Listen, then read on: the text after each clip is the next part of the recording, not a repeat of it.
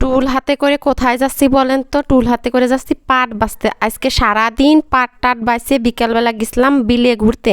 আর বিলে যাই যে কত আনন্দ মজা করলাম। হ্যালো এভরিওয়ান, আসসালামু আলাইকুম। সবাই কেমন আছেন? আশা করছি সবাই ভালো আছেন।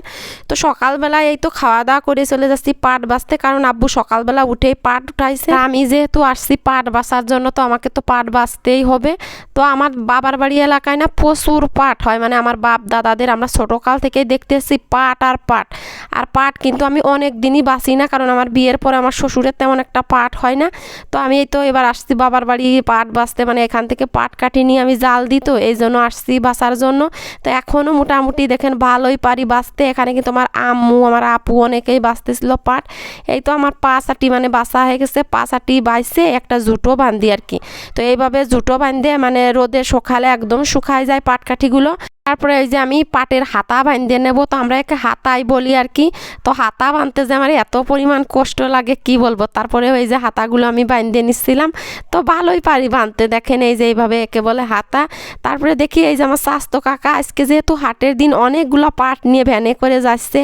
আর এই গ্রামীণ দৃশ্যগুলো দেখতে বেশ ভালোই লাগে, মানে পাটের উপর বসে কি সুন্দর যাইতেছে। তারপরে দেখি যে একজনটা মাছ বিক্রি করতে যাচ্ছে, কুচি কুচি বাইম মাছ আর কি। তো আমি দাম বলতেছিলাম, তো অনেক বেশি দাম চাচ্ছিল, পরে এই মাছগুলো তারপরে নিলাম না। তারপরে আমাদের পাট টাট বাছা হয়ে গেছে। দেখেন আমার অবস্থা একদম কাপড় চুপড় নষ্ট হয়ে গেছে, এই জন্য আমি পুরান কাপড় পরে আসছি পাট বাছার জন্য। তো আমার আপু আর আমি এই তো বাসায় চলে যাচ্ছি, এখন যেহেতু বিকাল টাইম হয়ে গেছে। তো বাসায় আসে তারপরে এই তো আমার চাচাতো ভাইকে বলতেছি চলে তো আমরা আজকে ডুঙ্গায় যাই ঘুরতে বিলে।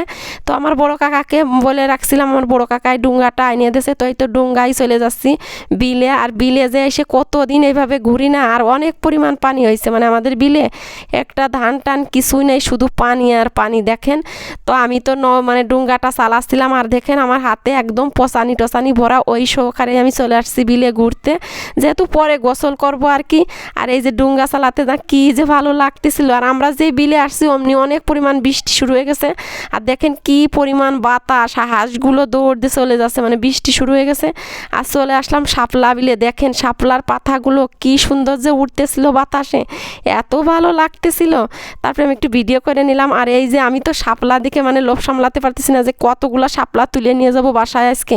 পরে এত পরিমাণ বাতাস ছাড়ছে, মানে ডুঙ্গাটা সরানো হয়ে যাচ্ছিল না। পরে আমার চাচাতো ভাই তো এই তো পানিতে নামে মানে ডুঙ্গাটা টানতে টানতে নিয়ে যাচ্ছিলো, আর আমি খালি শাপলা তুলে যাচ্ছিলাম তুলে। আর শাপলা কিন্তু ভাজি করলে অনেক বেশি ভালো লাগে। আর এইটা দেখেন ঘেরটাও একদম তলায় গেছে, ওইটা হচ্ছে ঘেরের পাড়ের উপর আমার চাচাতো ভাই দাঁড়াইছিল।